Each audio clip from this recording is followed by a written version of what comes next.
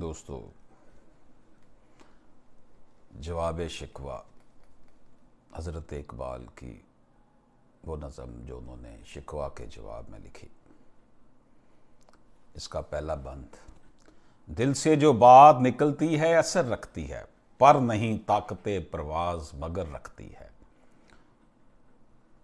قدسی الاصل ہے، رفت پہ نظر رکھتی ہے، خاک سے اٹھتی ہے گردوں پہ گزر رکھتی ہے۔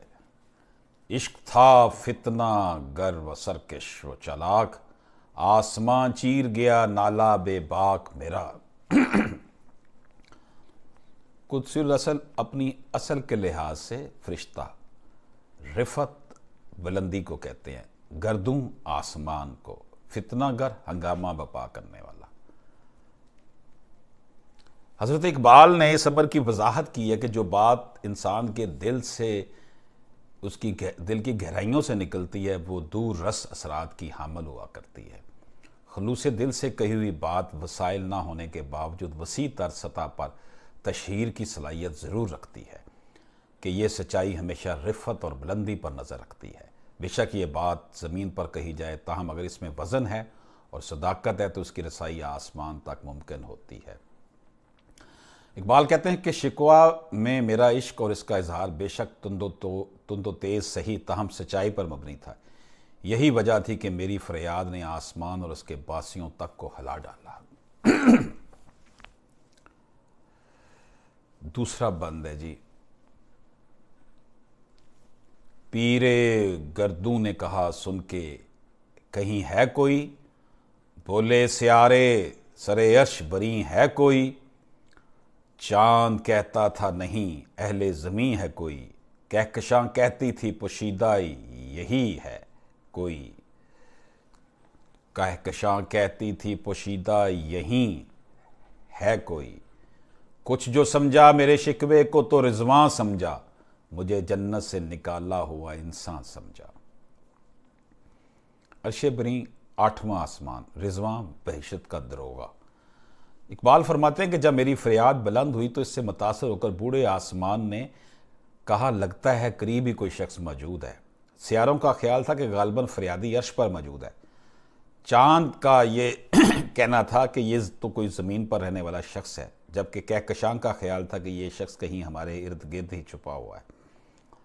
تاہم اگر میری فریاد کو کسی حد تک حقیقت کے روپ میں دیکھا تو وہ دروغہ جنت رضوان تھا، جو مجھے جنت سے نکالے ہوئے انسان سے تعبیر کر رہا تھا۔ تیسرا بند جو ہے اب ہم اس کو دیکھتے ہیں: تھی فرشتوں کو بھی حیرت کی یہ آواز ہے کیا، تھی فرشتوں کو بھی حیرت کہ یہ آواز ہے کیا، عرش والوں پہ بھی کھلتا نہیں یہ راز ہے کیا، تا سرے عرش بھی انسان کی تگ و تاز ہے کیا، آ گئی خاک کی چٹکی کو بھی پرواز ہے کیا، غافل آداب سے سکانے زمیں کیسے ہیں، شوخ و گستاخ یہ پستی کے مکین کیسے ہیں۔ عرش والوں، 7ویں آسمان والوں، تاثر عرش کے کنارے پر، پستی کے مکین زمین کے رہنے والے۔ اقبال فرماتے ہیں فرشتے اس بات پر حیرت زدہ تھے کہ یہ فریاد کی جو صدا ان تک پہنچ رہی ہے اس کی نوعیت کیا ہے۔ جو لوگ عرش پر مقیم تھے وہ بھی اس راز کی تہہ تک نہ پہنچ سکے۔ وہ سوچ رہے تھے کہ کیا انسان کی رسائی اب آسمان تک بھی گئی ہے، آسمان تک بھی پہنچ گئی ہے، اور کیا خاک کی چٹکی میں وہ صلاحیت پیدا ہو گئی ہے کہ وہ اس قدر بلندی تک پرواز کر سکے۔ ان کا کہنا تھا کہ اگر ایسا ہے تو ماننا پڑے گا کہ ساکنان زمین آداب محفل سے آگاہی نہیں رکھتے۔ اتنی پستی پر قیام کرتے ہوئے یہ جسارت شوخی اور گستاخی نہیں تو کیا ہے۔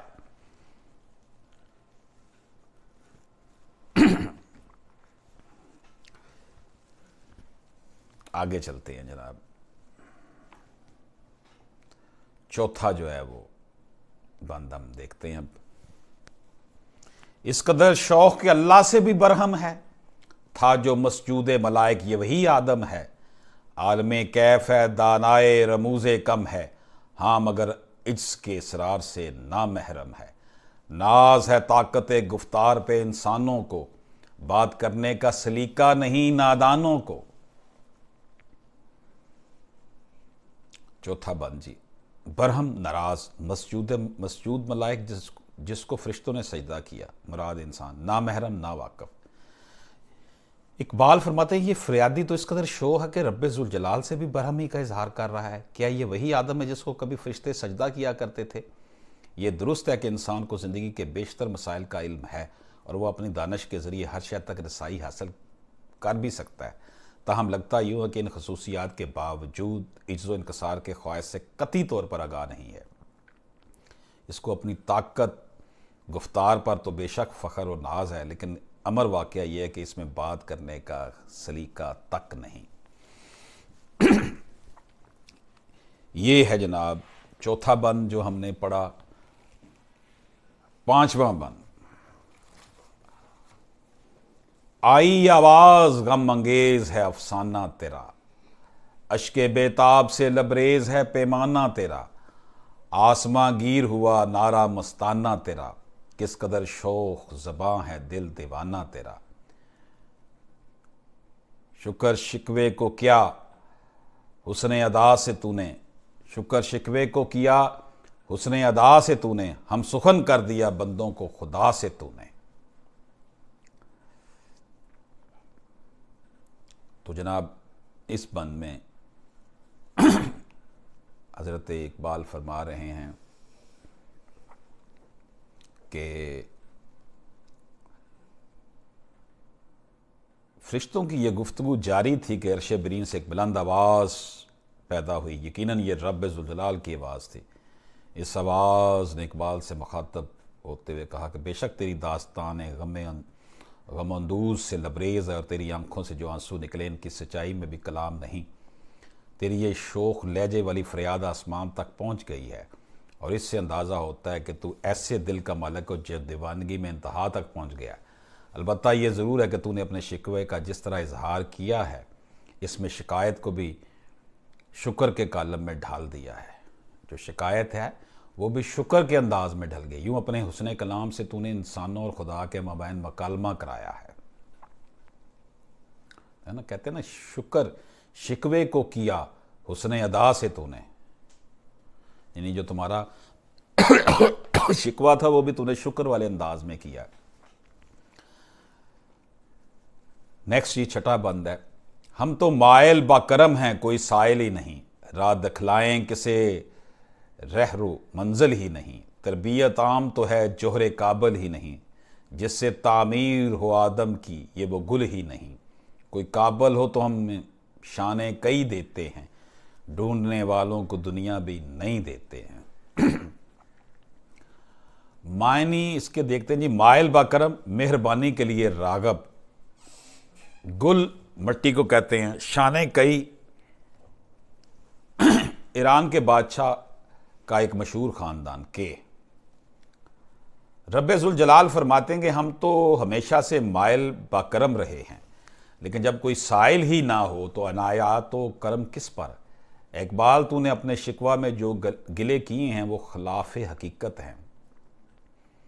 دراصل رہنمائی اسی کی جاتی ہے جس میں جوہر کابل اور صلاحیت موجود ہوتی ہے۔ صورتحال یہ ہے کہ تیری قوم میں تو وہ مادہ ہی برقرار نہیں رہا جو قوموں کی تعمیر کا سبب بنتا ہے۔ اگر کسی میں حاصل کرنے کی صلاحیت ہو تو ہم اسے بادشاہوں جیسی شان و شوکت عطا کرنے کے لیے تیار ہیں، اور کولمبس کی مانند جو کوئی نئی دنیا کی تلاش میں نکلے تو ہم اسے اس دنیا کی راہ بھی دکھا دیتے ہیں۔ اس بند میں کہا گیا ہے کہ ملت مسلمہ امت مسلمہ جب خود ہی قوت عمل سے محروم ہو کر اپنی بے عملی پر انحصار کیے بیٹھی ہے تو خدا سے التفات و کرم کی کمی کا شکوہ کیسا؟ ساتواں بند جی، ہاتھ بے زور ہیں الحاد سے دل خوگر ہیں، امتی باعث رسوائی پیغمبر ہیں، بت شکن اٹھ کے باقی جو رہے بت گر ہیں، تھا ابراہیم پدر اور پسر آزر ہیں، بادا شام نئے بادا نیا خم بھی نئے، ہر میں کعبہ نیا بت بھی نئے تم بھی نئے۔ اب یہاں پر یہ بات بڑی اہمیت کی حامل ہے. یہاں پہ بے زور بے طاقت بتگر بت تراش آزر حضرت ابراہیم علیہ السلام کے چچا کا نام تھا. بادہ شام شراب پینے والے. یہ بھی سن لے کہ اس دور کے مسلمان صرف بے عمل اور قوت تخلیق سے محروم ہی نہیں بلکہ ان کے دل بھی کفر و الحاد کے عادی بن چکے ہیں. یہی وہ امتی ہیں جو آج اپنے پیغمبر صلی اللہ علیہ وسلم کو رسوا کرنے کا سبب بنے ہوئے ہیں. ان میں سے جو کبھی بت شکن ہوا کرتے تھے وہ تو جا چکے، اب جو باقی رہ گئے ہیں وہ تو عملی سطح پر بت تراش واقع ہوئے ہیں. اس کی مثال یہ ہے کہ چچا جو ہیں ابراہیم، سمجھ لو جو بت شکن تھے، لیکن بیٹا جو ہے ان کا یعنی وہ آزر کی حیثیت رکھتا ہے. اب یہاں پر جو کلیئر ہے بات وہ یہ ہے کہ آزر جو تھا ان کا باپ نہیں تھا، بیٹا، باپ نہیں تھا، چچا تھا. حضرت ابراہیم علیہ السلام تھا جو بت تراش تھا. یعنی تمہارے اسلاف ابراہیم کی مانند ہے جبکہ تم آزر کے مماثل ہو. اب تو کیفیت یہ ہے کہ پرانی اقدار کو فراموش کر کے نئی قدروں کو اپنا لیا گیا ہے، حتیٰ کہ نئے کعبے کے ساتھ تم نے بھی خود کو اسی رنگ میں رنگ لیا ہے. اب دیکھ رہے ہیں حضرت اقبال نے کتنے زبردست انداز میں جو ہے وہ اپنا پیغام جو ہے وہ ہمیں دیا ہے.